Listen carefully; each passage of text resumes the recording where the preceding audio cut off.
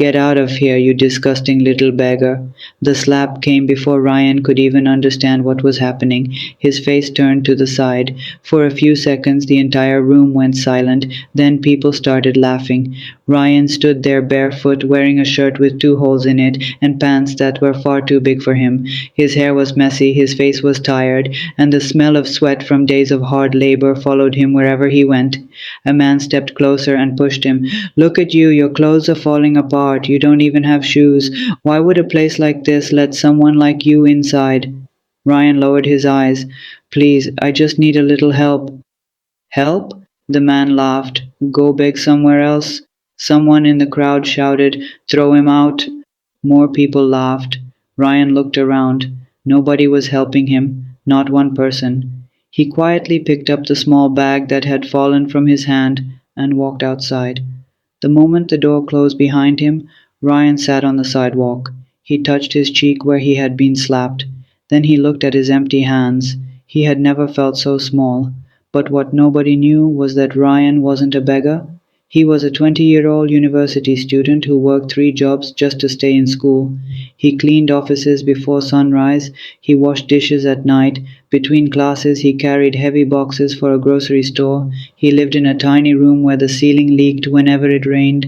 Some nights his dinner was nothing more than a cup of water and a piece of bread. He never told anyone, he was too proud to ask. At university, students laughed at his clothes, girls whispered when he walked past, some called him homeless, others took pictures of him and shared them online. Ryan heard everything, but every night he opened his books and kept studying because he believed his life could become something different.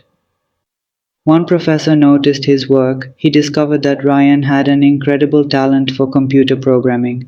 The professor helped him enter a national competition. Ryan won. That victory opened a door, then another. Within a few years, Ryan created his own technology company.